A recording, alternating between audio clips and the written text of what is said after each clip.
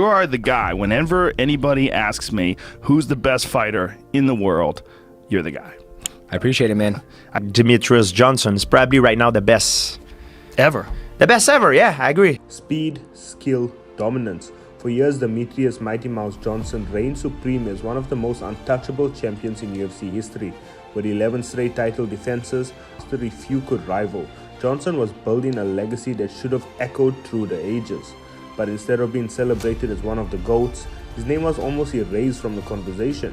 But how did the UFC's most dominant champion become its most forgotten? I am done competing in mixed martial arts. And now, as Johnson steps away from the sport for good, it's time to dive into the rise, reign, and mysterious fall of the fighter who changed the game forever. This is the story about the man the UFC tried to erase. Before becoming one of the most dominant champions in MMA history, Demetrius Mighty Mouse Johnson had to fight his way to the top, facing larger opponents and overcoming challenges no one saw coming. Mighty Mouse started his UFC journey at bantamweight, taking on fighters much larger than himself. But despite the size disadvantage, he proved to be a force to be reckoned with. After building an impressive win streak, Mighty Mouse would face the champion Dominic Cruz for the undisputed championship. After a close-fought 5 rounds, Cruz would get his hand raised and all hope seemed lost. But it wasn't until the UFC created the flyweight division that Johnson's true potential would shine. We're going to see the start of a 4-man tournament to crown the inaugural UFC flyweight champion of the world. In 2012, the UFC would announce that they would be hosting a tournament to crown a champion for the new flyweight division. Mighty Mouse would go on to face Joseph Benavidez in a final to crown the first ever UFC flyweight champion. In a hard-fought battle, Johnson emerged victorious, solidifying himself as the king of the newly found division. But this was just the beginning of a reign that would set records and redefine what dominance means in mixed martial arts. Johnson wasn't just any champion. He was the most dominant. He defended his title against the best the division had to offer, from John Dodson's explosive power to a young Henry Cejudo's Olympic wrestling pedigree. Each challenger brought their own unique skill set, but still, Johnson was always one step ahead. Take it. Damn.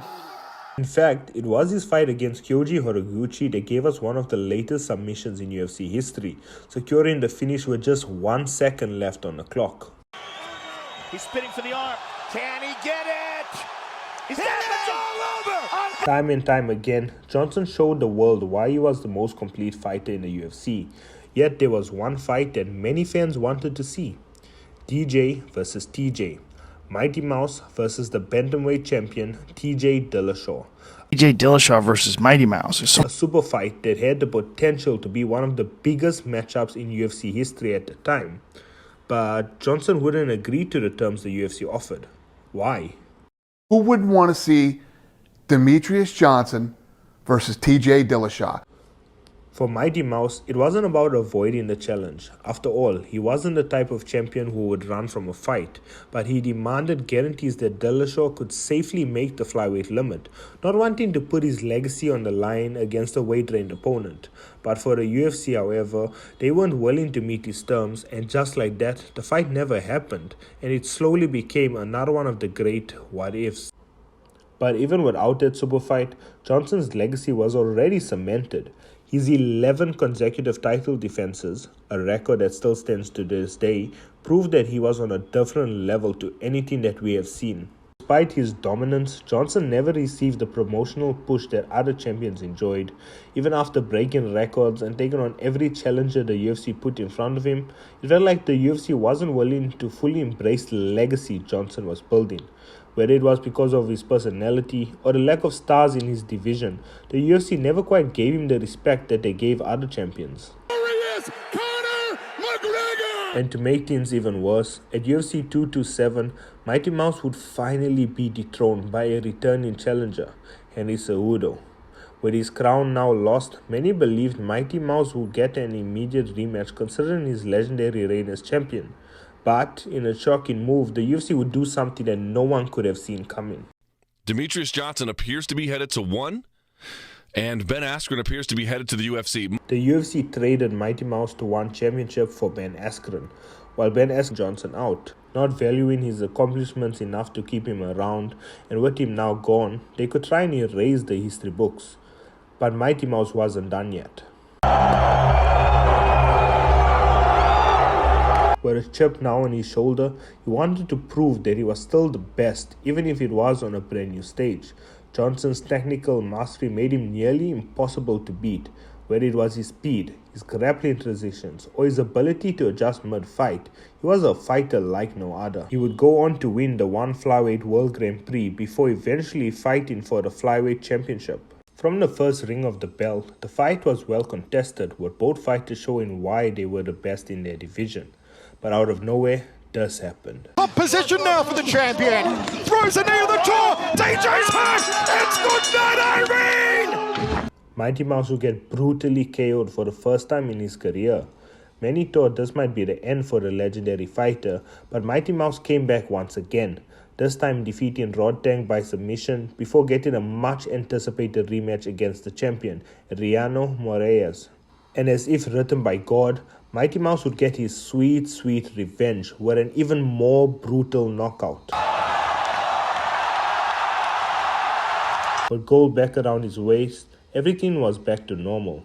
Johnson would go on to verse Moraes again and this time defend his new championship, highlighting his legacy even further. But despite all he's accomplished, Johnson's legacy isn't celebrated like it deserves to be.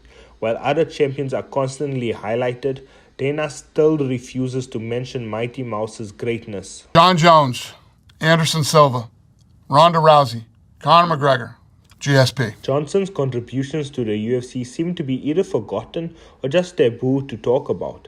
The UFC might not mention his name as often, but fans know he's one of the greatest to ever step inside the cage. And now, after a legendary career spanning well over a decade, Demetrius Johnson has officially retired from mixed martial arts. I am done competing in mixed martial arts. This wasn't just the ending of a career. It was the closing of a chapter for one of the greatest mixed martial artists of all time. And while Demetrius Mighty Mouse Johnson may not have gotten the recognition he deserved, his legacy speaks for itself. He is not only the greatest mixed martial arts of all time, but also the first inductee to the Hall of Fame in one championship, DJ! The forgotten GOAT? Maybe. But one thing is for sure, Demetrius Johnson's name will forever be etched in the history of mixed martial arts, whether or not the UFC choose to acknowledge it. Do we see him in the UFC Hall of Fame at some point? Absolutely. But what do you think? Does Johnson deserve to be called the GOAT, or has his legacy been unfairly overshadowed? Let me know in the comments below, and if you enjoyed this video, then maybe check out this video on how Alex Pereira saved the UFC. Make sure to subscribe to Cage Time for more breakdowns, fight reactions, and untold stories from the world of MMA. Thanks for watching, and as always, I'll see you in the next one.